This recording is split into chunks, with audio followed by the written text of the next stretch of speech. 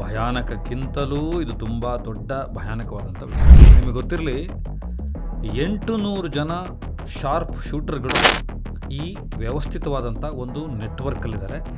ಜೈಲಿನಲ್ಲೇ ಕೂತು ಇಡೀ 4 ದೇಶಗಳನ್ನು, ಅಮೇರಿಕಾದಿಂದ ಹಿಡಿದು 4 ದೇಶಗಳನ್ನು ನಡುಗಿಸ್ತಾ ಇದ್ದಾನೆ. ಕಾಜಲ್ ಬೇರೆ ಯಾರೂ ಅಲ್ಲ, ಈ ಲಾರೆನ್ಸ್ ಬಿಷ್ಣಾಯ್ನ ಪ್ರೇಯಸಿಯಾಗಿರ್ತಾಳೆ. ಬಾಂಬೆಯಿಂದ ಹಿಡಿದು ವರ್ಲ್ಡ್ ಲೆವೆಲ್ ಹೇಳ್ತಾ ಇದ್ದೀನಿ ನಾನು. ಯಾರಿಗೂ ಲಾರೆನ್ಸ್ ಬಿಷ್ಣಾಯ್ನ ಸೀರೀಸ್ ಬಗ್ಗೆ ಸಿನಿಮಾ ಮಾಡೋಕ್ಕಾಗಲಿ, ವೆಬ್ ಫಿಲಮ್ ಮಾಡೋದಕ್ಕಾಗಲಿ ಯಾವುದಕ್ಕೂ ಗುಂಡಿಗೆ ಇಲ್ಲ. ಸ್ನೇಹಿತರೆ ನಮಸ್ಕಾರ. ಲಾರೆನ್ಸ್ನ ಲಾ ಆ್ಯಂಡ್ ಆರ್ಡರ್ ಅಖಾಡಕ್ಕೆ ನಿಮಗೆ ಸ್ವಾಗತ. ನಾನು ಮೂಲತಃ ಕ್ರೈಮ್ ಜರ್ನಲಿಸ್ಟು. 27-28 ವರ್ಷಗಳ ಹಿಂದೆ ಕವಿತೆ ಬರಿತಾ ಇದ್ದ ಹುಡುಗ ಪತ್ರಿಕೋದ್ಯಮಕ್ಕೆ ಬಂದಾಗ ಮೊದಲನೇದಾಗಿ ಒಂದು ಲೇಖನ ಬರೆದಿದ್ದೆ, ಒಂದು ಮರ್ಡರ್ ಕೇಸ್ತು. ಅದಾದಮೇಲೆ ಸೀರಿಯಲ್ ಕಿಲ್ಲರ್ಗಳದ್ದು. ಇವತ್ತೇನೇ ಬಣ್ಣ ಹಚ್ಬೋದು, ಆ್ಯಕ್ಟಿಂಗ್ ಮಾಡ್ಬೋದು, ಡೈರೆಕ್ಷನ್ ಮಾಡ್ಬೋದು, ಬರಿಬೋದು ಸಿನಿಮಾಗಳನ್ನು ಅಥವಾ ಕವಿತೆಗಳನ್ನು ಬರಿಬೋದು. ಆದರೆ ಅದೊಂದು ತುಡಿತ ಇದೆಯಲ್ಲ, ಕ್ರೈಮ್ದು ಹೋಗಲ್ಲ. ಕ್ರೈಮ್ ಹಿಂದೆ ಬೀಳುವಂಥ ತುಡಿತ, ಆ ಥರದ್ದೇ ಒಂದು ಪಾತಕ ಲೋಕದ ಕಥೆಯನ್ನು ನಿಮಗಾಗಿ ದೊಡ್ಡ ರಿಸರ್ಚ್ ಮಾಡ್ಕೊಂಡು ಬರ್ತಾಯಿದ್ದೀನಿ. ಒಂದಷ್ಟು ಸರಣಿಗಳ ಸಹಿತ ನಿಮಗೆ ಹೇಳೋಣ ಅಂದ್ಕೊಂಡು ಬರ್ತಾಯಿದ್ದೀನಿ. ಇದು ಭಯಾನಕ ಅಂತಾರಲ್ಲ, ಆ ಪದ ಇದಕ್ಕೆ ಸಾಕಾಗಲ್ಲ. ಭಯಾನಕಕ್ಕಿಂತಲೂ ಇದು ತುಂಬ ದೊಡ್ಡ ಭಯಾನಕವಾದಂಥ ವಿಚಾರ. ಇದೆಲ್ಲರಿಗೂ ಗೊತ್ತಿರತಕ್ಕಂಥ ವಿಚಾರ. ರಾಜಕಾರಣದಲ್ಲಿರೋರಿಗೆ, ಪೊಲೀಸ್ನರಿಗೆ, NIAಗೆ, ಏಜೆನ್ಸೀಸ್ಗಳಿಗೆ, ಇಡೀ ಭಾರತನ ರೂಲ್ ಮಾಡುವಂಥ ಎಲ್ರಿಗೂ ಗೊತ್ತಿರತಕ್ಕಂಥ ವಿಚಾರ. ಆದರೆ ಯಾರೂ ಏನೂ ಮಾಡಲಾಗದೆ ಅಸಹಾಯಕರಾಗಿ ಕೈ ಚೆಲ್ಲಿ ಕೂತ್ಕೊಂಡಿದ್ದಾರೆ. ನಿಮಗೆ ಗೊತ್ತಿರಲಿ, 800 ಜನ ಶಾರ್ಪ್ ಶೂಟರ್ಗಳು ಈ ವ್ಯವಸ್ಥಿತವಾದಂಥ ಒಂದು ನೆಟ್ವರ್ಕಲ್ಲಿದ್ದಾರೆ. ಕರ್ನಾಟಕ ಕೂಡ ಆ ಶಾರ್ಪ್ ಶೂಟರ್ಗಳ ಸ್ಲೀಪರ್ ಸೆಲ್ಗಳಾಗಿ ಮಾರ್ಪಾಡಾಗಿದೆ. ಕರ್ನಾಟಕವನ್ನು ಅದಕ್ಕೆ ಬಳಸಲಾಗ್ತಾ ಇದೆ ಅಂತ ಕೆಲವು ಏಜೆನ್ಸೀಸ್ಗಳು ಹೇಳ್ತಾ ಇದ್ದಾವೆ. ಯಾರಿಗೆ ಬೆದರಿಕೆ ಹಾಕ್ತಾರೆ, ಯಾರಿಗೆ ಹಣ ಕೇಳ್ತಾರೆ, ಈ ನೆಟ್ವರ್ಕ್ ಏನು ಮಾಡ್ತಾ ಇದೆ, ಯಾರೋ ಅಜನಬಿಗಳ ಹೆಸರಲ್ಲಿ, ಯಾರೋ ಮುಖವಾಡ ಧರಿಸ್ಕೊಂಡಿರೋರ ಹೆಸರಲ್ಲಿ, ಮಾಸ್ಕ್ ಮ್ಯಾನ್ಗಳ ಹೆಸರಲ್ಲಿ ಇದು ನಡೀತಾ ಇಲ್ಲ. ನನ್ನ ಹೆಸರು ಹ್ಯಾರಿ ಬಾಕ್ಸರ್ ಅಂತ, ನಾನು ಗೋಲ್ಡಿ ಸಿಂಗ್, ನಾನು ಇಂಥ ಜಾಗದಲ್ಲಿರ್ತೀನಿ, ನಾನು ಇಂಥದ್ದೇ ಅಡ್ರೆಸ್ಸಲ್ಲಿರ್ತೀನಿ, ನಾನು ಇಂಥದ್ದೇ ಆಧಾರ್ ಕಾರ್ಡ್ ಅಡ್ರೆಸ್ನವನು ಅಂತ ಹೇಳಿಕೊಂಡು ವಾಟ್ಸಪ್ ವಾಯ್ಸ್ ನೋಟ್ ಕಳಿಸ್ತಾರೆ, ಸ್ಟ್ರೈಟ್ ಮೇಲ್ ಕಳಿಸ್ತಾರೆ, ರೆಕ್ಕಿ ಮಾಡ್ತಾರೆ ನಿಮ್ಗಳ ವಿರುದ್ಧ. ಇದನ್ನು ನಾನು ಮುಂದಿನ ಕಂತಲ್ಲಿ ಹೇಳ್ತೀನಿ. ಇದು ಅಷ್ಟು ದೊಡ್ಡ ನೆಟ್ವರ್ಕ್ ಇರ್ತಕ್ಕಂಥ ಒಂದು ಏರಿಯಾ. ಅಂಥದ್ದೊಂದು ನಿಷೇಧಿತ ಪ್ರದೇಶದ ಬಗ್ಗೆ ನಿಮ್ಗೆ ಹೇಳ್ತಾ ಇದ್ದೀನಿ. ಸ್ನೇಹಿತರೆ, ಸಬರಮತಿ ಆಶ್ರಮ ಯಾವುದಕ್ಕೆಲ್ಲ ಫೇಮಸ್ ಅಂತ ನಿಮ್ಗೆ ಗೊತ್ತು. ಗಾಂಧಿವಾದಕ್ಕೆ, ಅಹಿಂಸಾ ತತ್ವಕ್ಕೆ ಅದು ತುಂಬ ಖ್ಯಾತವಾದಂಥದ್ದು. ಇವತ್ತಿನ ಕಥೆ, ಈ ಕಥೆಯ ಖಳನಾಯಕ ಅನ್ಬೇಕೋ ನಾಯಕ ಅನ್ಬೇಕೋ ಗೊತ್ತಿಲ್ಲ. ಈತ ಸಬರಮತಿ ಜೈಲಿಂದ ಆಪ್ರೇಟ್ ಮಾಡ್ತಾನೆ. ಇವತ್ತು ಸಬರಮತಿ ಜೈಲು ವಿಶ್ವವಿಖ್ಯಾತ. ಸಬರಮತಿ ಜೈಲಿಂದ ಹಿಡಿದು ಕೆನಡಾದ ಏಜೆನ್ಸೀಸ್ಗಳ ತನಕ, ಆ್ಯಂಟಿ ಟೆರರಿಸ್ಟ್ ಸ್ಕ್ವಾಡ್ಗಳ ತನಕ ಇದು ವಿಶ್ವವಿಖ್ಯಾತವಾದಂಥ ಸುದ್ದಿ.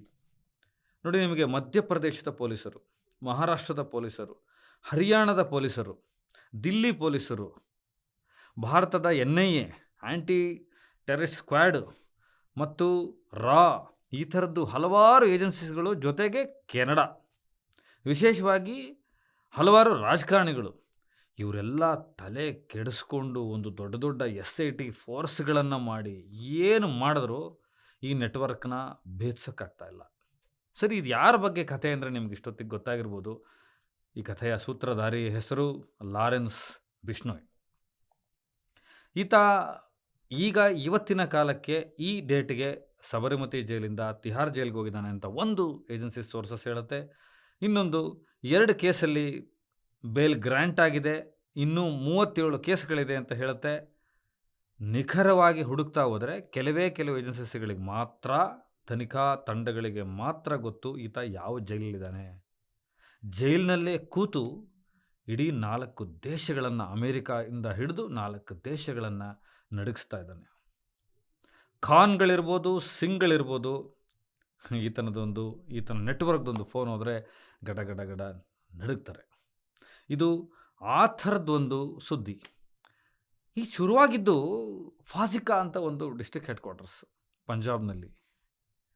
ಅಲ್ಲಿ ಒಂದು 2013ರ ಅಂತ್ಯದಲ್ಲಿ ಒಂದು ಮಾರಣಹೋಮ ನಡೆಯುತ್ತೆ. ಕಾಜಲ್ ಅಂತ ಆಕೆಯ ಹೆಸರು.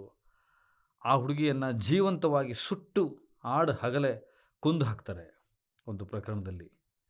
ಕಾಜಲ್ ಬೇರೆ ಯಾರೂ ಅಲ್ಲ, ಈ ಲಾರೆನ್ಸ್ ಬಿಷ್ಣೋಯ್‌ನ ಪ್ರೇಯಸಿಯಾಗಿರ್ತಾಳೆ. ಯಾವಾಗ ತನ್ನ ಪ್ರೇಯಸಿಯನ್ನು ಜೀವಂತವಾಗಿ ಸುಟ್ಟು ಹಾಡು ಹಗಲೇ ಆ ಫಾಜಿಕಾದ ಡಿಸ್ಟ್ರಿಕ್ಟ್ ಹೆಡ್ ಕ್ವಾರ್ಟರ್ಸ್ ಅದು ಜಿಲ್ಲಾ ಮಟ್ಟದ ರಸ್ತೆಗಳಲ್ಲಿ ಹೊಡೆದಾಕ್ತಾರೋ, ಅವತ್ತಿಂದ ಈ ಪರಮ ಪ್ರೇಮಿ ಪಾತಕಿಯಾಗಿ ಕನ್ವರ್ಟ್ ಆಗಿಬಿಡ್ತಾನೆ. ಇವನು ಓದ್ಕೊಂಡಿರೋದು ಅರ್ಧಂಬರ್ಧ ಲಾಯರ್ಗಿರಿ, ಆದರೆ ಕೈಗೆತ್ಕೊಂಡಿರೋದು ಮಾತ್ರ ಪೂರ್ತಿ ಕಾನೂನು. ಇಂಥವನೊಬ್ಬನ ಸ್ಟೋರಿ ತುಂಬ ರೋಚಕವಾಗಿದೆ, ತುಂಬ ರಕ್ತಸಿಕ್ತವಾಗಿದೆ. ನಿಮಗೆ ಕ್ರೈಮ್ ಮಾಹಿತಿ ಅಂದ ತಕ್ಷಣ ಇಂಚಿಂಚು ಅಧಿಕೃತವಾದಂಥ ಒಂದು ದಾಖಲಾತಿಗಳಿರುತ್ತೆ, ವಿಷಯಗಳಿರುತ್ತೆ, ಮಾಹಿತಿಗಳಿರುತ್ತೆ. ಇಂಟ್ರೆಸ್ಟಿಂಗ್ ಆಗಿದೆ. ನಮ್ಮ ದೇಶದಲ್ಲೇ ನಡೀತಿರ್ತಕ್ಕಂಥ ಒಂದು ಪಾತಕ ಲೋಕದ ಕಥೆ. ಮಜಾ ಏನಂದರೆ, ಏದೇ ಒಂದು ಚಿಕ್ಕ ವಿಷಯ ಆದರೂ ಕೂಡ ಒಂದು ಸಣ್ಣದೇನೋ ಒಂದು ಘಟನೆ ನಡೆದರೆ, ಫಾರ್ ಎಕ್ಸಾಂಪಲ್ ನಿಮಗೆ ಇಲ್ಲಿ ಸೈಕೋ ಮೋಹನ, ಆಟೋ ಮೋಹನ ಅಂತಿದ್ದ, ದಂಡುಪಾಳ್ಯ ಗ್ಯಾಂಗ್ಗಳಿದ್ವು, ಕತ್ತೆ ರವಿ ತಂಡ ಇತ್ತು, ಬೇರೆ ಯಾವುದೇ ಅಂಡರ್ವರ್ಲ್ಡ್ ಇರ್ಬೋದು, ಭೂಗತ ಲೋಕ ಇರ್ಬೋದು, ಯಾವುದೇ ಪಾತಕ ಲೋಕದ ಸೀರಿಯಲ್ ಕಿಲ್ಲರ್ಗಳ ಕಥೆಗಳು ಸಿಕ್ಕಿದ ತಕ್ಷಣ ಈ ಬಾಂಬೆ ಲೋಕ ಹೇಗಿದೆ ಅಂದರೆ ನಮ್ಮ ಮೇಕರ್ಗಳೇ ಹಾಗೆ. ಇದೇ ತುಂಬ ಕುತೂಹಲ ಆದಂಥ ವಿಷಯ. ವೀರಪ್ಪನ ಬಗ್ಗೆ ಬರ್ತಾ ಇರತಕ್ಕಂಥ ಡಾಕ್ಯುಮೆಂಟ್ರಿಗಳು ಅಸ್ಖಲಿತ, ಇನ್ನೂ ಬರ್ತಾನೇ ಇದೆ ಡಾಕ್ಯುಮೆಂಟ್ರಿಗಳು. ಸೊ ಈ ಥರದ್ದು ಬೇಗ ಒಂದು ವೆಬ್ ಫಿಲಮ್ ಮಾಡಿಬಿಡ್ತಾರೆ, ಡಾಕ್ಯುಮೆಂಟ್ರಿ ಮಾಡಿಬಿಡ್ತಾರೆ, ಸೀರೀಸ್ ಮಾಡಿಬಿಡ್ತಾರೆ, ಪುಸ್ತಕ ಬರೆದ್ಬಿಡ್ತಾರೆ, ಅದನ್ನು ಒಂದು ಮಾರ್ಕೆಟಿಂಗ್ ಇಶ್ಯೂಗೆ ತಂದುಬಿಡ್ತಾರೆ. ಆದರೆ ಚಿತ್ರರಂಗದಲ್ಲಿರ್ತಕ್ಕಂಥ ಬೇಕಾದಷ್ಟು ಹೀರೋಗಳಿಗೆ, ಬೇಕಾದಷ್ಟು ಮೇಕರ್ಗಳಿಗೆ, ಬಾಂಬೆಯಿಂದ ಹಿಡಿದು ವರ್ಲ್ಡ್ ಲೆವೆಲ್ ಹೇಳ್ತಾ ಇದ್ದೀನಿ ನಾನು, ಯಾರಿಗೂ ಲಾರೆನ್ಸ್ ಬಿಷ್ಣೋಯ್‌ನ ಸೀರೀಸ್ ಬಗ್ಗೆ ಸಿನಿಮಾ ಮಾಡೋಕ್ಕಾಗಲಿ, ವೆಬ್ ಫಿಲಮ್ ಮಾಡೋದಕ್ಕಾಗಲಿ ಯಾವುದಕ್ಕೂ ಗುಂಡಿಗೆ ಇಲ್ಲ. ನಡುಗ್ತಾ ಇದ್ದಾರೆ. ಅಕ್ಷರಶಃ ಸಿನಿಮಾ ಲೋಕನ, ಬಣ್ಣದ ಲೋಕನ ಈತ ಹೆದರಿಸಿ ಬಿಸಾಕ್ತಾ ಇದ್ದಾನೆ. ಇವನೊಂಥರ ದುಸ್ವಪ್ನ. ಇವನ ಹೆಸರಲ್ಲಿ ಕಂಪ್ಲೇಂಟ್ ಕೂಡ ಹೆಚ್ಚಿಲ್ಲ ರೀ. 2014ರಲ್ಲಿ 2 FIR ಆಗಿರೋದು. ಸಲ್ಮಾನ್ ಖಾನ್ ಟು ರೋಹಿತ್ ಶೆಟ್ಟಿ, ರಣವೀರ್ ಸಿಂಗ್ ತನಕ, ದಿಶಾ ಪಠಾಣಿ ತನಕ ಏನೆಲ್ಲ ನಡೆದ್ರು, ಕೆನಡಾ, ಪಂಜಾಬ್, ಇಂಡಿಯಾ, ದಿಲ್ಲಿ ಎಲ್ಲ ಬೇರೆ ಬೇರೆ ಭಾಗಗಳಲ್ಲಿ ಬಾಂಬೆಲಿ ನಡೆದರೂ ಕೂಡ ಒಂದು FIR ಆಗಲ್ಲ. ಅಂಥ ರಕ್ತ ಸಿಕ್ತ ಪಾತಕ ಲೋಕ ಇದು. ಬಿಷ್ಣೋಯ್‌ನ ಪಾತಕ ಲೋಕದ ಕಥೆನ ಇಂಚಿಂಚಾಗಿ ಹೇಳ್ತಾ ಹೋಗ್ತೀನಿ, ಕೇಳಿ ಸ್ನೇಹಿತರೆ. ಈ ಲಾರೆನ್ಸ್ ಬಿಷ್ಣೋಯ್ ತಂಡ, ಆತನ ನೆಟ್ವರ್ಕು ಇದುವರೆಗೂ ಏನೇನು ಮೇಜರ್ ಕ್ರೈಮ್ಗಳನ್ನು ಮಾಡಿದೆ, ಈ ದೇಶದ ಗಮನ ಸೆಳೆದಂತಹ ಮೇಜರ್ ಕ್ರೈಮ್ ಯಾವ್ಯಾವುದು ಅನ್ನೋದನ್ನು ಒಂದು ಸಲ ನೋಡೋಕ್ಕಿಂತ ಮುಂಚೆ ಒಂದು ಮಾತು ಹೇಳಬೇಕು. 2022 ತನಕ ಇವರು ತಣ್ಣಗೆ ಈ ಗುಪ್ತಗಾಮಿನಿ ಥರ ಕ್ರೈಮ್ಗಳನ್ನು ಮಾಡ್ತಾಯಿದ್ರು, ಬೇರೆ ತನ್ನ ನೆಟ್ವರ್ಕನ್ನು ಸ್ಟ್ರಾಂಗ್ ಮಾಡ್ಕೊಳ್ತಾಯಿದ್ರು. ಈ 2022ರಲ್ಲಿ ಒಂದು ಸ್ವಲ್ಪ ಇವರಿಗೆ ಈ ಟೆರರಿಸ್ಟ್ಗಳ ಥರ ಒಂದು ಖಾಯಿಲೆ ಬಂದುಬಿಡ್ತು. ಅಂದರೆ ಈ ಕೊಲೆಯನ್ನು, ಈ ಹತ್ಯೆಯನ್ನು ನಾವೇ ಮಾಡಿದ್ದು, ಈ ದರೋಡೆಯನ್ನು ನಾವೇ ಮಾಡೋದು, ಇಷ್ಟು ದುಡ್ಡಿಗೆ ರಾಬರಿ ಮನಿ ಕೇಳ್ತಿರೋದು ನಾವೇ, ಇಂಥವ್ರಿಗೆ ಬೌಂಟಿ ಮನಿ ಕೊಡ್ತೀವಿ, ಈ ಥರದ್ದೆಲ್ಲ ಒಂದು ಕ್ರೈಮ್ ಭಾಷೆಯನ್ನು ಬೇರೆ ಥರಕ್ಕೆ ತಿರುಗಿಸ್ಕೊಂಡ್ರು. ಇವರಿಗೆ ಯಾವ ಇನ್ಫ್ಲುಯೆನ್ಸ್ ಆಯಿತು ಗೊತ್ತಿಲ್ಲ. ಅದರಲ್ಲಿ ಪ್ರಮುಖವಾಗಿ 2022 ಪಂಜಾಬಲ್ಲಿ ಸಿಂಗರ್ ಸಿದ್ದು ಮೂಸೇವಾಲಾ ಅನ್ನೋನು ಕೊಲ್ಲಲ್ಪಟ್ಟ. ನಿಮಗೆ ಅದು ಗೊತ್ತಿರ್ತದೆ. 2023ರಲ್ಲಿ ಜಿಪ್ಪಿ ಗರೇವಾಲ್ ಅನ್ನೋನ್ನ ಕೆನಡಾದಲ್ಲಿ ಹೊಡೆದಾಕಿದ್ರು. ಇವರಿಬ್ಬರು ಪಂಜಾಬ್ನವರು, ಪಂಜಾಬ್ ಮೂಲದಿಂದಲೇ ಶುರುವಾಯಿತು. ಅಫ್ಕೋರ್ಸ್ ಬಿಷ್ಣೋಯ್ ಕೂಡ ಪಂಜಾಬ್ ಮೂಲದ ಹುಡುಗ. ಅಕ್ಟೋಬರ್ 2024 ನಿಮಗೆಲ್ಲ ಗೊತ್ತಿರುತ್ತೆ, ಬಾಬಾ ಸಿದ್ದಿಕಿ ಅನ್ನೋ ಒಬ್ಬ ದೊಡ್ಡ ರಾಜಕಾರಣಿದು ಮರ್ಡರ್ ಆಯಿತು. ಈತ ಸಲ್ಮಾನ್ ಖಾನ್ಗೆ ಸಪೋರ್ಟ್ ಮಾಡ್ತಾನೆ ಅನ್ನೋ ಕಾರಣಕ್ಕೆ ಮುಂಬೈನಲ್ಲಿ ರೋಡಲ್ಲಿ ಹೊಡೆದಾಕಿದ್ರು. ಸಲ್ಮಾನ್ ಖಾನ್ ಜೀವ ತೆಗೆಯೋದಕ್ಕೆ 2022ರಿಂದ 2025 ಒಳಗೆ 3 ಸಲ ಪ್ರಯತ್ನಗಳು ನಡೆದಿದೆ.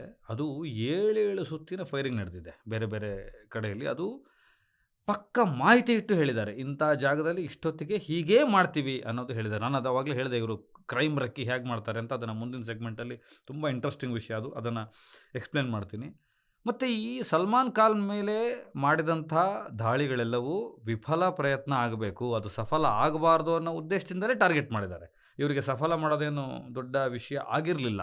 ಯಾಕೆ ಹಾಗೆ ಮಾಡಿದ್ರು ಅನ್ನೋದು ಅವರನ್ನೇ ಸಿಕ್ಕಿದಾಗ ಕೇಳ್ಕೋಬೇಕು.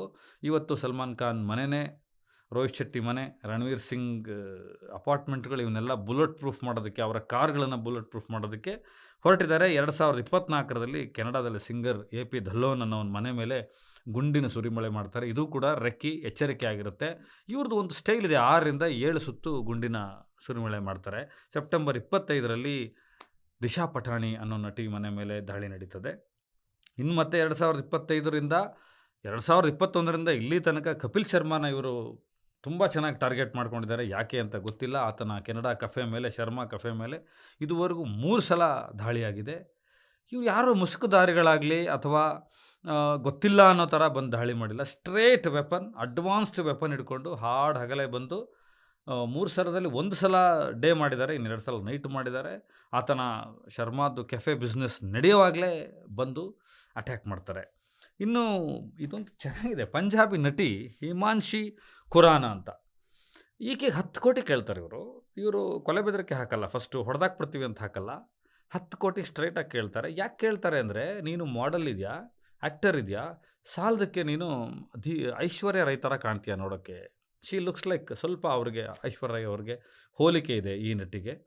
ಸೊ ಹಾಗಾಗಿ ನಿನಗೆ ಹೆಚ್ಚು ಹಣ ಕೇಳ್ತಾ ಇದ್ದೀವಿ. ಮತ್ತು ನೀನು ಡ್ರಗ್ ವಿಚಾರದಲ್ಲಿ ಪೆಡ್ಲರ್ ಇದೆಯಾ, ನೀನು ಹೋಗೋ ಪಾರ್ಟಿಗಳಲ್ಲಿ, ಮಾಡೆಲಿಂಗ್ ಪಾರ್ಟಿಗಳಲ್ಲಿ ಡ್ರಗ್ಸ್ನ ಸರಬರಾಜು ಮಾಡ್ತೀಯ, ಹಾಗಾಗಿ ನಿನಗೆ ಹಣ ಹೆಚ್ಚು ಅಂತ ಹೇಳ್ತಾರೆ. ಇವರು ಒಂದೊಂದು ಬೇಡಿಕೆಯಿಂದ ಕೂಡ ಇವರೇ ಒಂದು ಸೋಷಿಯಲ್ ಜಸ್ಟಿಸ್ನ ಹಾಕೋತಾರೆ, ಒಂದು ಸಾಮಾಜಿಕ ನ್ಯಾಯ ಹಾಕೋತಾರೆ. ನಾನು ಈ ಕಾರಣಕ್ಕೆ ನಿನಗೆ ಹೆಚ್ಚು ಏನಂತಾರೆ ಅದಕ್ಕೆ ಫತ್ವಾ ಕೊಡ್ತಾ ಇದ್ದೀವಿ, ನಿನಗೆ ಹೆಚ್ಚು ಹಣ ಕೇಳ್ತಾ ಇದ್ದೀವಿ ಅಂತ. ಇನ್ನು ರೋಹಿತ್ ಶೆಟ್ಟಿ ಅವ್ರಿಗೂ ಖ್ಯಾತ ನಿರ್ದೇಶಕ, ಅವ್ರ ಮನೆ ಮೇಲೆ ದಾಳಿಯಾಗಿದ್ದು ಗೊತ್ತಿದೆ. 10 ಜನ ಅರೆಸ್ಟ್ ಆಗಿದ್ದಾರೆ. ಮಧ್ಯಪ್ರದೇಶದ ಮೂಲದವರು 5 ಕೋಟಿ ರೂಪಾಯಿ ಹಣ ಕೇಳಿದರು, ಅವ್ರು ಕೊಡಲಿಲ್ಲ.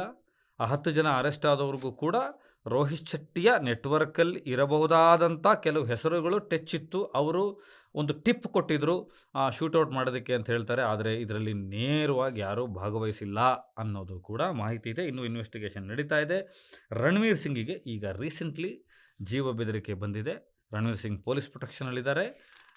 ಇಲ್ಲಿ ತನಕ ಇದು ಮೇಲ್ನೋಟಕ್ಕೆ ಲಾರೆನ್ಸ್ ಬಿಷ್ಣೋಯಿನ ತಂಡ ಮತ್ತು ಆತನ ನೆಟ್ವರ್ಕ್ ನಡೆಸ್ತಾ ಇರತಕ್ಕಂಥ ಕ್ರೈಮ್ನ ಒಂದು ಟಿಪ್ಗಳು, ಮೇಜರ್ ಎಪಿಸೋಡ್ಸ್ಗಳು. ಆದರೆ ಆಚೆ ಬರದಲ್ಲೇ ಇರೋವು ತುಂಬ ಇದೆ. ಯಾಕೆ ಆಚೆ ಬರಲ್ಲ ಅನ್ನೋದನ್ನು ಹೇಳ್ತೀನಿ. ಈತನಿಗೆ ರಾಜಕಾರಣದ ಸಪೋರ್ಟ್ ಇದೆಯಾ? ಯಾರಾದರೂ ರಾಜಕಾರಣಿಗಳು ದೊಡ್ಡ ನೆಟ್ವರ್ಕನ್ನು ಕೊಡ್ತಾ ಇದ್ದಾರೆ? ಯಾಕೆಂದರೆ ಈ ಥರದ್ದೊಂದು ಕ್ರೈಮ್ ನೆಟ್ವರ್ಕ್ನ ಬೆಳೆಸಬೇಕು ಅಂದರೆ ಒಂದು ಸಿಸ್ಟಮ್ನ ಸಹಾಯ ಬೇಕೇ ಬೇಕು. ಖಡಾಖಂಡಿತವಾಗಿ ಪೊಲೀಸಿಂಗ್ ಆಗಲಿ ಅಥವಾ ಪೊಲೀಸರಿಗೆ ಸಂಬಂಧಪಟ್ಟಂಥ ಯಾವುದೇ ಏಜೆನ್ಸೀಸ್ಗಳಾಗಲಿ ಈತನಿಗೆ ಸಪೋರ್ಟ್ ಮಾಡೋಕ್ಕೆ ಸಾಧ್ಯ ಇಲ್ಲ. ಯಾಕೆಂದರೆ ಈತ ಫ್ರಾನ್ಸಿಂದ ವೆಪನ್ ತರಿಸ್ತಾನೆ, ಕೆನಡಾದಿಂದ ವೆಪನ್ಸ್ ತರಿಸ್ತಾನೆ. ಈತನ ನೆಟ್ವರ್ಕನ್ನು ತುಂಬ ಶಾರ್ಪ್ ಶೂಟರ್ಸ್ಗಳಿರ್ಬೋದು, ಬೇರೆ ಬೇರೆ ಪಿಂಚ್ ಹಿಟ್ರಸ್ ಇರ್ಬೋದು, ಅಂಡರ್ವರ್ಲ್ಡಲ್ಲಿರೋರು ಇರ್ಬೋದು, ಇವರೆಲ್ಲರ ಜೊತೆ ಗೋಲ್ಡ್ ಬಿಸ್ನೆಸ್ ಅವ್ರ ಜೊತೆ ಇರ್ಬೋದು ಇಟ್ಕೊಂಡಿದ್ದಾನೆ. ಇವರೆಲ್ಲರೂ ವ್ಯವಸ್ಥೆಗೆ ವಿರುದ್ಧವಾಗಿರೋರು. ಪೊಲೀಸರ ಜೊತೆ ಈತನಿಗೆ ಸಂಪರ್ಕ ಇದ್ದಾಗ ಇದುವರೆಗೂ ಎಲ್ಲೂ ಕಂಡಿಲ್ಲ. ಆದರೆ ರಾಜಕಾರಣಿಗಳದ್ದು ಇರ್ಬೋದಾ ಅನ್ನೋ ಪ್ರಶ್ನೆ ಕಳೆದ ವರ್ಷಗಳಲ್ಲಿ ಆ ಸೆಷನ್ಗಳಲ್ಲೇ ಅರವಿಂದ್ ಏನು ಇದ್ದಾರೆ ಕೇಜ್ರಿವಾಲ್ ಅಂಥವರೆಲ್ಲ ಕೇಳಿದ್ದಾರೆ ಪ್ರಶ್ನೆನ. ಈ ದೇಶದ ಗೃಹ ಮಂತ್ರಿ ಅಮಿತ್ ಶಾ ಅವ್ರಿಗೆ ಕೇಳಿದ್ದಾರೆ, ಇದರಲ್ಲಿ ಯಾರ ಕೈ ಇದೆ, ಜೈಲಿಂದ ಹೇಗೆ ಆಪ್ರೇಟ್ ಮಾಡ್ತಾನೆ, ಆತನಿಗೆ ಜೈಲಲ್ಲಿರುವ ಫೆಸಿಲಿಟೀಸ್ಗಳನ್ನು ನೀವು ಕೇಳಿದ್ರೆ ಇನ್ನೊಂದು ಥರ ಮುಖ ವಿಸ್ಮಿತರಾಗ್ಬಿಡ್ತೀರ. ಅದನ್ನು ನೆಕ್ಸ್ಟ್ ಸೆಗ್ಮೆಂಟ್ಗಳಲ್ಲಿ ಹೇಳ್ತಾ ಹೋಗ್ತೀನಿ. ಈತನಿಗೆ ಸಪೋರ್ಟ್ ಯಾರು ಮಾಡ್ತಾ ಇದ್ದಾರೆ, ಈ ನೆಟ್ವರ್ಕ್ ಹೇಗೆ ಬೆಳೀತಾ ಇದೆ, ಈ ನೆಟ್ವರ್ಕು ಆರ್ಗನೈಸ್ಡಾ ಅಥವಾ ತಾನೇ ಬೆಳ್ಕೋತಾ ಇದೆಯಾ ಅವನ ಹೆಸರಲ್ಲಿ? ಈ ಥರದ್ದೆಲ್ಲ ಪ್ರಶ್ನೆಗಳು ಬಂದಾಗ ಸ್ವತಃ ಗೃಹ ಮಂತ್ರಿ ಅಮಿತ್ ಶಾ ಅವರ ಬಳಿಯೂ ಇದಕ್ಕೆ ಸರಿಯಾದಂಥ ಉತ್ತರ ಇಲ್ಲ. ಹಾಗಾದರೆ ಇಷ್ಟೆಲ್ಲ ಕೇಸ್ ಮಾಡಿದಾನಲ್ಲ ಸಲ್ಮಾನ್ ಖಾನ್ ಅವರು ಹೋಗಿ ಈತನ ವಿರುದ್ಧ ಕಂಪ್ಲೇಂಟ್ ಕೊಟ್ಟಿದ್ದಾರೆ ಅಂದ್ಕೊಂಡಿದ್ದೀರಾ? ರಣವೀರ್ ಸಿಂಗ್ ಕಂಪ್ಲೇಂಟ್ ಕೊಟ್ಟಿದ್ದಾನೆ ಅಂದ್ಕೊಂಡಿದ್ದೀರಾ? ಇನ್ನು ರೋಹಿತ್ ಶೆಟ್ಟಿ ಕಂಪ್ಲೇಂಟ್ ಕೊಟ್ಟಿದ್ದಾರೆ ಅಂದ್ಕೊಂಡಿದ್ದೀರಾ? ದಿಶಾ ಪಟಾಣಿ ಕೊಟ್ಟಿದ್ದಾರಾ? ಅಥವಾ ಬೇರೆ ಬೇರೆ ಸಿನಿಮಾದವರಲ್ದಲ್ಲೇ ಬಿಸ್ನೆಸ್ ಮ್ಯಾನ್ಗಳು ಕೊಟ್ಟಿದ್ದಾರಾ? ಯಾರು ಯಾಕೆ ಈತನ ವಿರುದ್ಧ ಕಂಪ್ಲೇಂಟ್ ಕೂಡ ಕೊಟ್ಟಿಲ್ಲ. ಇದುವರೆಗೂ ಆಗಿರೋದು ಪೊಲೀಸರೇ ಸುಮೋಟೋ ಅಂತ ಕರೀತಾರಲ್ಲ, ಅವರ ಸ್ವಇಚ್ಛೆಯಿಂದ ಅವರಿಗೆ ಬಂದಿರತಕ್ಕಂಥ ಹೇಳಿಕೆಗಳಿಂದ, ಅವರು ತಗೊಂಡಿರೋ ದಾಖಲಾತಿಗಳಿಂದ ಇವರೆಲ್ಲರೂ ಸೆಲೆಬ್ರಿಟಿಗಳು ಅನ್ನೋ ಕಾರಣಕ್ಕೆ FIR ಮಾಡ್ಕೊಂಡಿದ್ದಾರೆ, ಇನ್ವೆಸ್ಟಿಗೇಷನ್ನ ಶುರು ಮಾಡಿದ್ದಾರೆ. ಯಾರು ಯಾಕೆ ಕಂಪ್ಲೇಂಟ್ ಕೊಡಲ್ಲ, ಇದರ ಬಗ್ಗೆ ಮಹಾರಾಷ್ಟ್ರದ ಮುಖ್ಯಮಂತ್ರಿಗಳಿಗೂ ಯಾಕೆ ಮಾಹಿತಿ ಇಲ್ಲ, ಅಂಥದ್ದೇನಿದೆ ಅನ್ನೋದು ಹೇಳ್ತೀನಿ ಕೇಳಿ. ಈಗ ಈ ಬಿಷ್ಣೋಯ್ ಗ್ಯಾಂಗನ್ನು ಭೇದಿಸಲೇಬೇಕು, ಇದೊಂದು ಚಕ್ರವ್ಯೂಹನ ಮುರಿದಾಕ್ಬಿಡಬೇಕು ಅಂತೇಳಿ ಮಧ್ಯಪ್ರದೇಶ, ಹರಿಯಾಣ, ಪಂಜಾಬ್ ಮತ್ತು ಮಹಾರಾಷ್ಟ್ರ ಈ 4 ಸ್ಟೇಟ್ನ ಪೊಲೀಸರು ಒಂದು SIT ಥರ ಒಂದು ವಿಶೇಷವಾದಂಥ ಆರ್ಗನೈಜೇಷನ್, ಒಂದು ತನಿಖಾ ತಂಡನೇ ರಚನೆ ಮಾಡಿದ್ದಾರೆ. ಅದಕ್ಕೆ ಪೂರಕವಾಗಿ ದಿಲ್ಲಿ ಸರ್ಕಾರ ಕೂಡ ಇದೆ, NIA ಇದೆ, ಬೇರೆ ಬೇರೆ ರಾಷ್ಟ್ರಗಳ ಪೊಲೀಸರು ಕೂಡ ಸಾಥ್ ಕೊಡ್ತಾ ಇದ್ದಾರೆ. ಈ 4 ರಾಜ್ಯದ ಪೊಲೀಸರ ಒಂದು SIT ತಂಡ ಇದೆಯಲ್ಲ, ಅವರುಗಳು ಹೇಳೋ ಪ್ರಕಾರ ಒಂದು ಇಂಟ್ರೆಸ್ಟಿಂಗ್ ಆದ ಕಥೆ ಇದೆ, ಹೇಳ್ತೀನಿ ಕೇಳಿ. ಒಂದೇ ದಿನಕ್ಕೆ ಖ್ಯಾತ ನಟ ರಣವೀರ್ ಸಿಂಗ್ಗೆ, ಜೊತೆಗೆ ನಿರ್ದೇಶಕ ರೋಹಿತ್ ಶೆಟ್ಟಿಗೆ, ದಿಶಾ ಪಠಾಣಿಗೆ, ಮತ್ತು ಆ ಹೆಣ್ಮಗಳು ಹಿಮಾಂಶಿ ಖುರಾನ ಅಂತ ಏನಿದ್ದಾರೆ, ಕೆನಡಾದ ಇರ್ತಾರೆ, ಹೆಚ್ಚು ಪಂಜಾಬ್ನ ಮಾಡೆಲ್ ಇದ್ದಾರಲ್ಲ, ನಟಿ ಇದ್ದಾರಲ್ಲ, ಅವ್ರಿಗೆ ಮೇಲ್ ಹೋಗುತ್ತೆ ಮತ್ತು ವಾಟ್ಸಪ್ ನಾವೆಲ್ಲ ಕಳಿಸ್ಕೋತೀವಲ್ಲ ವಾಯ್ಸ್ ನೋಟ್ಗಳು, ಆ ಥರದ್ದು ಬಂದಿರುತ್ತೆ. ಇವರು ಯಾರು ಕೂಡ ಪೊಲೀಸರ ಹತ್ರ ಹೋಗೋದೇ ಇಲ್ಲ. ಇಲ್ಲಿ ರಣವೀರ್ ಸಿಂಗ್ದು ಒಂದು ಬ್ಲೂ ಮಾಂಡೆ ಅನ್ನೋ ಅಪಾರ್ಟ್ಮೆಂಟಲ್ಲಿ ಇರ್ತಾನೆ. ರಣವೀರ್ ಸಿಂಗ್ ಇರ್ತಾರೆ, ಜೊತೆಗೆ ದೀಪಿಕಾ ಪಡುಕೋಣೆ ಇರ್ತಾರೆ, ನಿಮಗೆ ಗೊತ್ತು. ಮಜಾ ಏನು ಅಂದರೆ, ಆ ಬ್ಲೂ ಮಾಂಡೆ ಅನ್ನೋ ಏನು ಗೇಟೆಡ್ ಸೆಕ್ಯೂರಿಟಿ ಜಾಗ ಇದೆ, ಸಮುಚ್ಚಯ ಇದೆ, ಅಲ್ಲಿ ಹೆಚ್ಚು ಗನ್ಮ್ಯಾನ್ಗಳ ಓಡಾಟ ಶುರುವಾಗುತ್ತೆ, ಹೆಚ್ಚು ಸೆಕ್ಯೂರಿಟಿ ಶುರುವಾಗುತ್ತೆ ರಣವೀರ್ ಸಿಂಗಿಗೆ. ಆ ಕಡೆ ಸಲ್ಮಾನ್ ಖಾನ್ ಮನೆಗೆ ಬುಲೆಟ್ ಪ್ರೂಫ್ನ ಆ ವೆಹಿಕಲ್ಗಳಿಗೆಲ್ಲ ಮಾಡೋದಕ್ಕೆ ಶುರುವಾಗ್ತಾರೆ. ಸಲ್ಮಾನ್ ಖಾನ್ ಅವರ ಅಳಿಯ ಆಯುಷ್ಮಾನ್ ಏನಿದ್ದಾನೆ, ಆತ ಕೂಡ ನನಗೆ ಬುಲೆಟ್ ಪ್ರೂಫ್ ಕಾರ್ ಬೇಕು ಅಂತ ಕೇಳ್ತಾನೆ. ಗನ್ಮ್ಯಾನ್ಗಳನ್ನು ಸರ್ಕಾರಕ್ಕೆ ಕೇಳೋದಕ್ಕೆ ಶುರುವಾಗ್ತಾನೆ. ಈ ಕಡೆ ರೋಹಿತ್ ಶೆಟ್ಟಿ ತನ್ನ ಮನೆಯ ಕಾಂಪೌಂಡನ್ನು ಎತ್ತರಕ್ಕೆ ಹೆಚ್ಚಿಕೊಳ್ಳೋದಕ್ಕೆ ಪ್ರಯತ್ನ ಪಡ್ತಾರೆ. ಈ ರಣವೀರ್ ಸಿಂಗ್ ಇದ್ದಾರಲ್ಲ, ದೀಪಿಕಾ ಪಡುಕೋಣೆ ಮತ್ತು ರಣವೀರ್ ಸಿಂಗ್ ವಾಸವಿರುವ ಬ್ಲೂ ಮಾಂಡೆ ಆ ಸಮುಚ್ಚಯದಲ್ಲಿ, ಆ ಗೇಟೆಡ್ ಸೆಕ್ಯೂರಿಟಿ ಜಾಗದಲ್ಲಿ ಈ ಸಂಘಟನೆಗಳು ಮಾಡ್ಕೊಂಡಿರ್ತಾರೆ. ಅವರು ಪೊಲೀಸರಿಗೆ ಮಾಹಿತಿ ಕೊಡ್ತಾರೆ, ಅತಿ ಹೆಚ್ಚು ಗನ್ಮ್ಯಾನ್ಗಳ ಓಡಾಟ ಶುರುವಾಗಿದೆ ರಣವೀರ್ ಸಿಂಗ್ ಜೊತೆಗೆ, ರಾತ್ರಿ ಸೆಕ್ಯೂರಿಟಿ ಹೆಚ್ಚಾಗ್ತಾ ಇದೆ, ಜನ ಕಾವಲಿಗೆ ಹೆಚ್ಚಾಗ್ತಾ ಇದೆ, ಇದೇನು ಹುಚ್ಚಾಟ ಅಥವಾ ಇದೇನಿದೆ ತನಿಖೆ ಮಾಡಿ ಅಂತೇಳಿ ಅವರು ಕಂಪ್ಲೇಂಟ್ ಕೊಟ್ಟಾಗ ಪೊಲೀಸರು ರಣವೀರ್ ಸಿಂಗ್ನ ಕೇಳ್ತಾರೆ. ಆಗ ರಣವೀರ್ ಸಿಂಗ್ ಬಾಯಿ ಬಿಡುವ ಹೆಸರುಗಳು ರೋಹಿತ್ ಶೆಟ್ಟಿ, ಆಯುಷ್ಮಾನ್, ಸ್ವತಃ ರಣವೀರ್ ಸಿಂಗ್, ಹಿಮಾಂಶು ಖುರೇಶಿ, ಇವ್ರದ್ದೆಲ್ಲ ಬರ್ತದೆ. ಇವರೆಲ್ಲರಿಗೂ ಒಂದೇ ಪ್ಯಾಟ್ರನ್. ರಣವೀರ್ ಸಿಂಗಿಗೆ ಒಂದು ವಾಯ್ಸ್ ನೋಟು ಒಂದು ಮೇಲ್ ಬಂದಿರುತ್ತೆ, ಮಜಾ ಇದೆ ಅದು. ಆತ ಹೇಳ್ತಾನೆ, ಹ್ಯಾರಿ ಬಾಕ್ಸರ್ ಅಂತ ಆತನ ಹೆಸರು. ಆತ ತನ್ನ ನಿಜವಾದ ಐಡೆಂಟಿಟಿನ ಹೇಳ್ಕೊತಾನೆ, ಅವನ ಫೋಟೋ ಕಳಿಸ್ತಾನೆ. ನೋಡಿ, ಒಬ್ಬ ಕಿಲ್ಲರು, ಒಬ್ಬ ಗ್ಯಾಂಗ್ಸ್ಟರು, ಒಬ್ಬ ಗನ್ ಪೆಡ್ಲರು, ಒಂದು ಬಿಷ್ಣೋಯಿ ಗ್ಯಾಂಗಲ್ಲಿ ಇರೋನು ಪಾತಕಿ ತನ್ನ ಐಡೆಂಟಿಟಿ ತಾನೇ ಹೇಳ್ಕೊತಾನೆ. ಅಷ್ಟು ಈಸಿ ಆಗೋಯ್ತು ಈ ನಮ್ಮ ವ್ಯವಸ್ಥೆಯಲ್ಲಿ. ಆತ ಸುಲಭವಾಗಿ ಹೇಳ್ತಾನೆ, ನನಗೆ ರಣವೀರ್ ಸಿಂಗ್, ನೀನು, ನಿನ್ನ ಮ್ಯಾನೇಜರ್ಸ್ಗಳು, ನಿನ್ನ ಸೆಕ್ಯೂರಿಟಿ, ನಿನ್ನ ಕುಟುಂಬದವರು ಎಲ್ಲರ ಚಲನವಲನದ ಬಗ್ಗೆ ನನಗೆ ಗಮನ ಇದೆ. ನೀನು ಹೋದ ತಿಂಗಳು ಇಂಥ ದೇಶದಲ್ಲಿ ಇಂಥ ಕಾಫಿ ಶಾಪಲ್ಲಿ ಇಷ್ಟೊತ್ತು ಕೂತಿದ್ದೆ, ಈ ಶೂಟಿಂಗ್ನಲ್ಲಿ ನೀನು ಹೀಗೆ ಮಾಡಿದೆ, ಬಾಂಬೆನಲ್ಲಿ ನೀನು ಒಂದು ಮದುವೆಗೆ ರಾತ್ರಿ 12 ಗಂಟೆಗೆ ಇಷ್ಟೊತ್ತಿನಲ್ಲಿ ಈ ಕಾರ್ನಲ್ಲಿ ಹೋಗಿ ಬಂದೆ. ಇಂಚಿಂಚು ರೆಕ್ಕಿ ಮಾಡ್ತಾರೆ. ಇದನ್ನೇ ರೆಕ್ಕಿ ಅಂತ ಹೇಳೋದು. ರೆಕ್ಕಿ ಅಂದರೆ ಕ್ರೈಮ್ ರೆಕ್ಕಿ ಅಂದರೆ ರಣವೀರ್ ಸಿಂಗಿಗೆ ಹಿಂದೆ ಬೀಳಬೇಕು ಅಂದರೆ ಆತನಿಗೆ ಸಂಬಂಧಪಟ್ಟಂಥ ಆತನ ಪತ್ನಿ ಇರ್ಬೋದು, ಅವರ ಮಕ್ಕಳು ಯಾರಾದರೂ ಇದ್ದರೆ ಮಕ್ಕಳಿರ್ಬೋದು, ಫ್ಯಾಮಿಲಿಯವರು ಇರ್ಬೋದು, ಅವರ ಮ್ಯಾನೇಜರ್ಗಳಿರ್ಬೋದು, ಅವರ ಗನ್ಮ್ಯಾನ್ಸ್ ಇರ್ಬೋದು, ಎಲ್ಲರ ಡೀಟೇಲ್ ಪಿನ್ ಟು ಪಿನ್ ತೆಗೆದಿರ್ತಾರೆ. ನೋಡು, ನಿನಗೆ ಇಂಥ ಜಾಗಕ್ಕೆ ನೀನು ಹೋಗ್ತೀಯಾ, ನಿನಗೆ ಇಲ್ಲಿ ಒಂದು ಸಣ್ಣ ಟ್ರೈಲರ್ ತೋರಿಸ್ತೀವಿ, ಒಂದು ಮಾನಿಟರ್ ಶಾಟ್ ತೋರಿಸ್ತೀವಿ ಅಂತೇಳಿ ಅಲ್ಲಿ ಒಂದು ಸಣ್ಣ ಅಟ್ಯಾಕ್ ಮಾಡ್ತಾರೆ. ಸಣ್ಣ ಒಂದು ಬಾಂಬ್ ಸಿಡಿಯೋ ಥರ, 2 ಗುಂಡು ಫೈರ್ ಆಗೋ ಥರ, 2 ರೌಂಡು, ಈ ಥರದ್ದೇನೋ ಒಂದು ಮಾಡಿ ಪ್ರೂವ್ ಮಾಡ್ತಾರೆ, ನಾನು ನಿನಗೆ ರೆಕ್ಕಿ ಕೊಡ್ತಾ ಇರೋದು ನಿಜ. ಎಂಥವನಿಗಾದರೂ ಅನಿಸ್ಬಿಡ್ಬೇಕು. ಆ ವಿಡಿಯೋದಲ್ಲಿ ಆಡಿಯೋದಲ್ಲಿ ಬರುತ್ತೆ, ವಾಟ್ಸಪ್ ಆಡಿಯೋ, ಕಾಮನ್ ಆಡಿಯೋ, ಫ್ರೆಂಡ್ಸ್ಗಳಿಗೆ ಕಳಿಸೋ ಥರ ಕಳಿಸಿರ್ತಾರೆ. ನೀನು ಇಂಥ ಜಾಗದಲ್ಲಿದ್ದಾಗಲೇ ಇಂಥ ದಿನ ಇಂಥ ಗನ್ ಫೈರ್ ಆಯ್ತಲ್ಲ, ಅದು ಆಗಿದ್ದು ನಿನ್ನನ್ನು ಸಾಯಿಸೋದಕ್ಕೋಸ್ಕರ, ನಿನಗೆ ಎಚ್ಚರಿಕೆ ಕೊಡ್ತಾ ಇದ್ದೀನಿ, ಅದನ್ನು ನಾವು ಮಾಡಿದ್ದು, ನೀನು ನಿನ್ನೆ ಇಷ್ಟೊತ್ತಿನಲ್ಲಿದ್ದೆ ಅಂತ ಕರಾರವಕ್ಕಾಗಿ ಹೇಳ್ತಾರೆ. ಮ್ಯಾನೇಜರ್ಗಳ ನಂಬರ್ಗಳೆಲ್ಲ ಹೇಳ್ತಾರೆ. ಅವರ ಮನೆ ಕೆಲಸದವರು, ಅವರ ಅಡುಗೆಯವರ ಸಮೇತ ಡೀಟೇಲ್ಗಳನ್ನು ಹೇಳ್ತಾರೆ. ಅವ್ರ ಅಡುಗೆಯವ್ರ ಮನೆ ಎಲ್ಲಿದೆ ಅಂತ ಹೇಳ್ತಾರೆ. ಇಂಥ ಬಾಯಿನೇ ಬರ್ತಾರೆ ಅಂತ ಹೇಳ್ತಾರೆ. ಅಷ್ಟು ಡೀಟೇಲ್ಗಳನ್ನು ಹೇಳಿ ನೀನು ಮತ್ತು ನಿನ್ನ 7 ತಲೆಮಾರುಗಳನ್ನು ಹೊಡಿತೀವಿ ಅಂತಾರೆ. ನೀನು ಮತ್ತು ನಿನ್ನ 7 ತಲೆಮಾರುಗಳನ್ನು ಬಿಡೋದಿಲ್ಲ. ಸೊ ನೀನು ಇಂಥ ತಾರೀಕು ಇಂಥ ಸಮಯದ ಒಳಗಡೆ ಇಷ್ಟು ಹಣನ ನಮ್ಮ ಬಿಷ್ಣೋಯಿ ಗ್ಯಾಂಗ್ನವ್ರಿಗೆ ಕೊಟ್ಟು ಬಿಡಬೇಕು. ಕಾರಣ ಏನು ಅಂತ ನೀನು ಹಣ ಕೊಡೋದಕ್ಕೆ ಶುರುವಾಗ್ತೀಯಲ್ಲ, ಯಾವಾಗ ಡೇಟಿಗೆ ಬರ್ತೀಯಲ್ಲ ಅವತ್ತು ನಿನಗೆ ಕಾರಣ ಕೊಡ್ತೀವಿ ಅಂತಾರೆ. ಹಿಂದೆ ಎಲ್ಲ ಕಾರಣ ಕೊಟ್ಟಿದ್ದಾರೆ, ಸಲ್ಮಾನ್ ಖಾನ್ಗೆಲ್ಲ ತುಂಬ ಚೆನ್ನಾಗಿ ಕೊಟ್ಟಿದ್ದಾರೆ. ನೀನು ಜಿಂಕೆ ಸಾಯಿಸಿದ್ದು, ನಮ್ಮ ದೇವರನ್ನ ಸಾಯಿಸಿದೆ ಅಂತ ಒಂದು ಕಾರಣ ಕೊಡ್ತಾರೆ. ಇದೊಂದು ಏನೋ ಒಂದು ಸಾಂಸ್ಕೃತಿಕ ಕಥನ ಇದೆ, ಇದರಲ್ಲೊಂದು ನಂಬಿಕೆ ಇದೆ ಅಂತ ಹೇಳ್ಕೊಳ್ಬೋದೇನೋ. ಕ್ರೈಮ್ಗೆಲ್ಲ ಕಾರಣಗಳು ಇರಲ್ಲ, ಅದನ್ನು ಯಾರೂ ಸಮರ್ಥಿಸ್ಕೊಳ್ಬಾರ್ದು, ನಾನಾಗಲಿ ಯಾರಾದರೂ ಆಗಲಿ. ಆದರೆ ಇವರೊಂಥರ ವಿಚಿತ್ರ ಕಾರಣಗಳನ್ನು ಕೊಡ್ತಾರೆ. ನೀನು ಪದ್ಮಾವತಲ್ಲಿ ನೀನು ಆ ರಾಣಿನ ಜೋಹರಿಗೆ ತಳ್ಳಿಬಿಟ್ಟೆ, ನೀನು ಖಿಲ್ಜಿ ಪಾತ್ರ ಮಾಡಿಬಿಟ್ಟೆ ಅಂತ ಕಾರಣ ಕೊಟ್ಟವ್ರೆ. ಯಾಕಂದರೆ ಇಂತೆ ಕೊಟ್ಟಿದ್ದಾರೆ ಇವರು.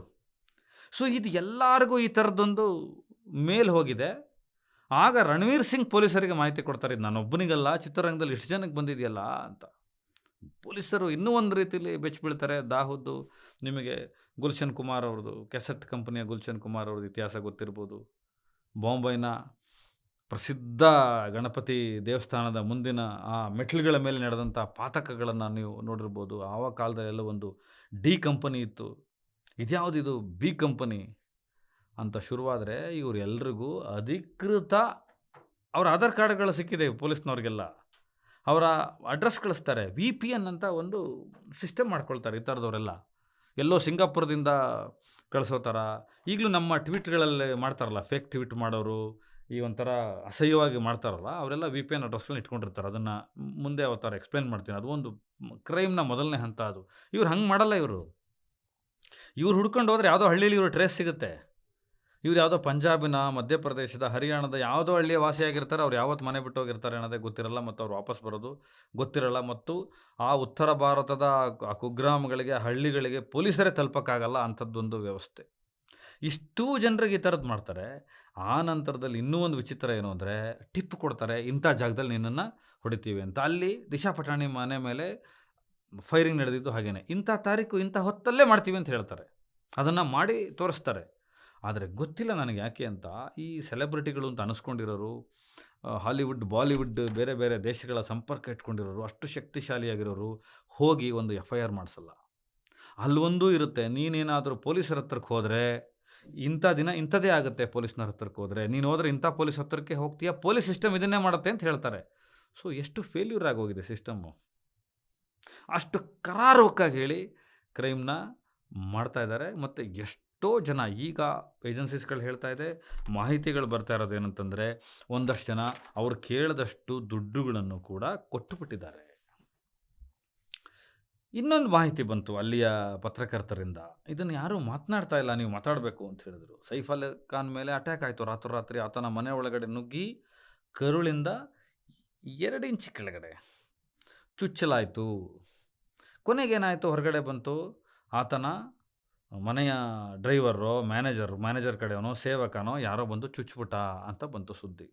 ಆದರೆ ಈಗ ಹೇಳ್ತಾ ಇರೋದು, ಸುಶಾಂತ್ ಸಿಂಗ್ ರಾಜ್ಪುತ್ನ ಆತ್ಮಹತ್ಯೆ ಇರ್ಬೋದು, ಅದರ ಹಿಂದಿನ ಪ್ರಕರಣ ಇರ್ಬೋದು, ಸೈಫ್ ಅಲಿ ಖಾನ್ ಮೇಲಾದಂಥ ದಾಳಿ ಇರ್ಬೋದು, ಇದೆಲ್ಲದರ ಹಿಂದೆ ಬಿಷ್ಣೋಯ್ ಗ್ಯಾಂಗ್ ಇದೆ.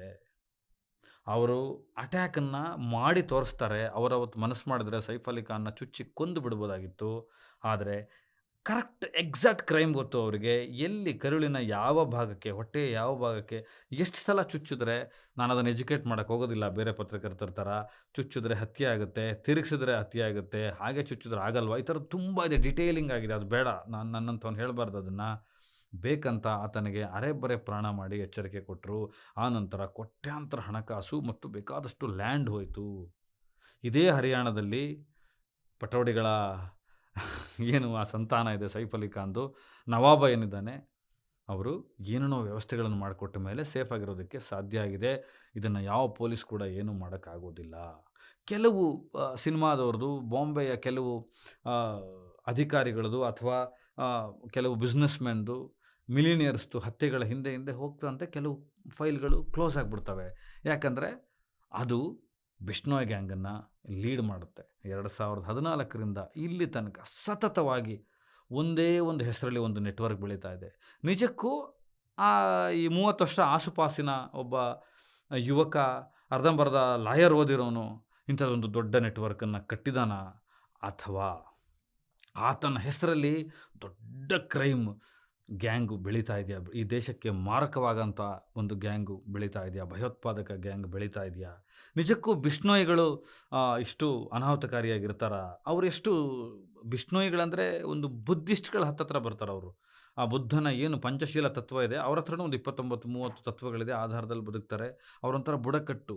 ಈ ಕ್ರೈಮ್ ಯಾಕೆ ಶುರುವಾಯಿತು, ಇದು ಎಲ್ಲಿಂದ ಆರಂಭ ಆಯಿತು, ಇದರ ಮೊಳಕೆ ಎಲ್ಲಾಯಿತು, ಇದನ್ನು ಯಾಕೆ ಚಿವುಟಕ್ಕೆ ಯಾರ ಕೈಯಲ್ಲೂ ಆಗ್ತಾ ಇಲ್ಲ, ಇದಕ್ಕೂ ಕರ್ನಾಟಕಕ್ಕೂ ಇರುವ ಕನೆಕ್ಷನ್ ಏನು ಅನ್ನೋದನ್ನು ನಿಮಗೆ ಮುಂದಿನ ಸೀರೀಸಲ್ಲಿ ಹೇಳ್ತೀನಿ. ನಮಸ್ಕಾರ.